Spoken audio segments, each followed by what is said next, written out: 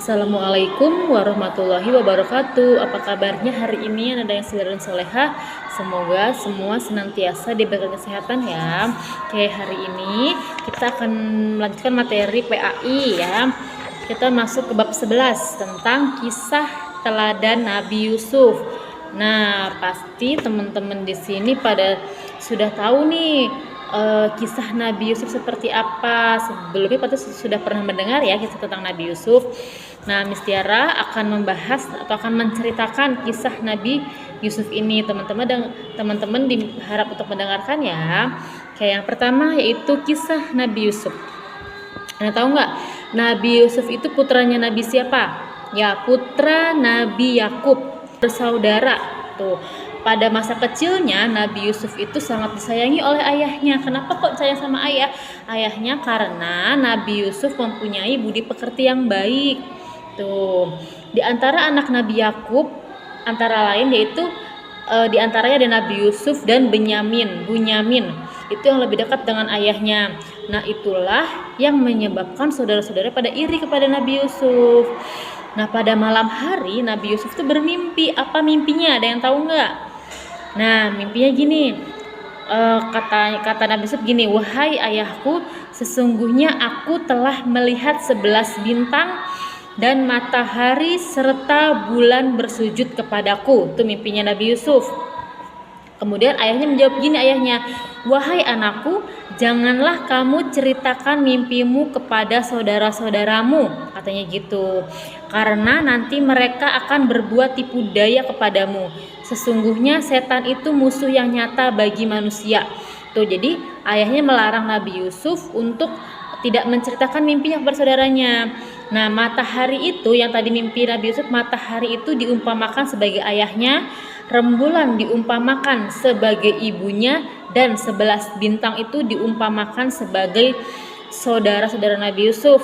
Nah, jadi mimpi Nabi Yusuf itu mereka itu bersujud kepada Nabi Yusuf. Ada apa ya? Kenapa kok kayak gitu mimpinya? Nah, dikarenakan saudara-saudara Nabi Yusuf itu benci ketika mendengar hal tersebut, mereka bermusyawarah untuk menghilangkan Nabi Yusuf, katanya gitu, agar Nabi Yusuf tidak dekat dengan ayahnya. Kalau Nabi Yusuf hilang, berarti nanti saudara-saudaranya yang akan disayang oleh ayah Nabi Yusuf. Tapi ada salah satu saudaranya yang bernama Yahuda itu tidak setuju jika Nabi Yusuf disakiti. Maka dari itu Yahuda itu bermusyawarah kepada saudara yang lain untuk membuang ke sumur saja Nabi Yusufnya. Nabi Yusufnya dibuang ke sumur aja biar hilang, katanya gitu. Nah, semua saudaranya setuju atas usulan Yahuda. Nah, kemudian mereka minta izin kepada ayahnya untuk membawa Nabi Yusuf kemana? Ayo, untuk membawa atau mengajak Nabi Yusuf bermain. Tapi dengan berat hati ayah Nabi Yusuf merasa khawatir, sangat khawatir. Tapi ayahnya tetap mengizinkan Nabi Yusuf bermain. Nah, ketika sampai di hutan, baju Nabi Yusuf nih, bajunya disobek sama saudara-saudaranya. Nabi Yusuf diceburkan ke dalam sumur oleh saudara-saudaranya. Lalu baju Nabi Yusuf disobek-sobek dan diberi darah binatang. Tuh. Nah, agar ayahnya percaya kalau Nabi Yusuf telah meninggal dimakan binatang buas. Tuh gitu, itu menurut anggapan saudara Nabi Yusuf. Namun Allah telah melindungi hamba yang dipilih untuk menjadi nabi itu Nabi Yusuf. Nah, di dalam sumur Nabi Yusuf diberi wahyu oleh Allah bahwa ia akan menceritakan kejadian ini kepada mereka sementara mereka nggak menyadari. Kemudian cobaan yang dialami Nabi Yusuf. Nah, setelah peristiwa diceburkannya Nabi Yusuf ke dalam sumur oleh saudaranya, atas izin Allah Nabi Yusuf diberi keselamatan oleh Allah. Ya, kemudian ada sekelompok pedagang yang ingin menimba air, kemudian saat menimba air, nah ada Nabi Yusuf yang ikut bergelantung di ember tersebut. Kemudian pedagang itu menjual Nabi Yusuf kepada pedagang di Mesir. Nih. Ya, sesampainya di Mesir, Nabi Yusuf itu dibeli oleh namanya Kitfirul Aziz. Kitfirul Aziz itu memerintahkan kepada istrinya supaya Nabi Yusuf dimuliakan dan dihormati. Nah, istri Kitfirul Aziz itu bernama Siti Zulaihah, ya.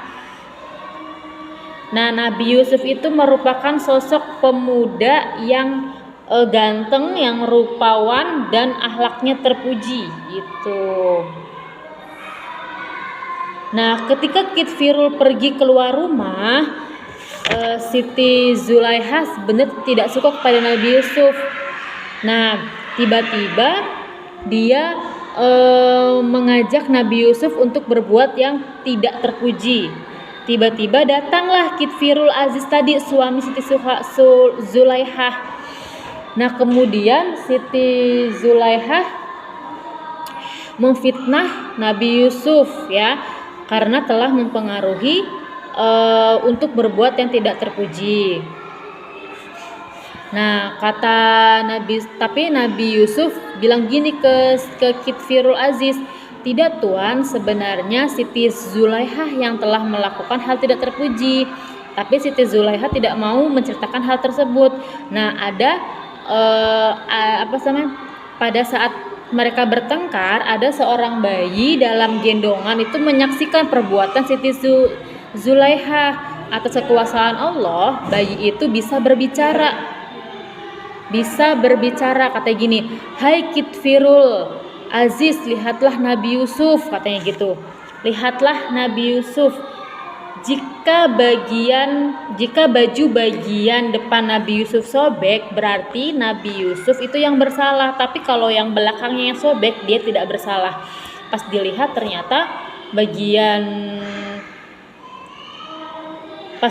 ternyata yang sobek yang mana? Yang bagian belakang. Jadi yang salah siapa? Yang salah Siti Zulaihah gitu. Kemudian poin C, meneladani perilaku Nabi Yusuf. Nah, ketika masa panceklik atau banyak negara yang mengalami kekurangan, termasuk negara Nabi Yakub sangat mengalami hal yang sama, itu kekurangan. Nah, oleh sebab itu Nabi Yakub itu mengutus kepada saudara-saudaranya, kepada saudara Nabi Yusuf itu untuk menghadap ke pembesar Mesir atau menghadap ke pembesar Mesir dan minta bantuan makanan. Ketika mereka sampai di negara Mesir, mereka menemui pejabat yang mengurus makanan. Nah, beliau meminta beliau tidak lupa kepada saudara-saudaranya bahwa saudara itu datang kepada pejabat makanan itu. Ternyata pejabat makanan itu yaitu Nabi Yusuf yang telah dibuang ke sumur oleh saudaranya. Tapi saudaranya tidak sadar kalau yang pejabat itu adalah Nabi Yusuf. Kemudian Nabi Yusuf memerintahkan kepada 10 saudaranya itu untuk, jika kalian besok ingin makanan lagi, silahkan datang kembali asalkan kalian bawa Bunyamin. Tuh, itu kalau mau makan lagi kalian kesini tapi harus bawa Bunyamin, kata Nabi Yusuf gitu, kata pejabat itu. Kemudian kata saudara Nabi Yusuf, baik, besok akan saya bawa Bunyamin, katanya gitu. Nah, setelah sampainya di rumah, 10 bersaudara itu menceritakan kepada ayahnya bahwasannya untuk besok itu boleh mengambil makanan asalkan bawa Bunyamin. Akhirnya mereka datang ke sana dan menemui Nabi Yusuf itu atau pejabat makanan itu. Kemudian Bunyamin sadar bahwa itu adalah Nabi Yusuf, tapi Nabi Yusuf tidak boleh menceritakan itu kepada 10 bersaudara itu gitu. Nah, di samping sikap kedermawanan Nabi Yusuf tersebut, beliau juga selalu berdakwah dengan cara memberi nasihat. Tuh.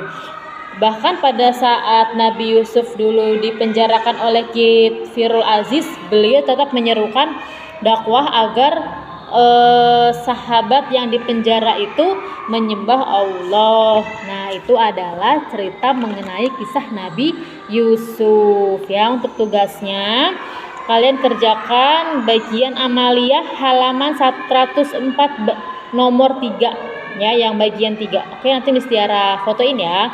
Sekian untuk cerita mengenai kisah Nabi Yusuf. Miss Tiara akhiri ya. Wassalamualaikum warahmatullahi wabarakatuh.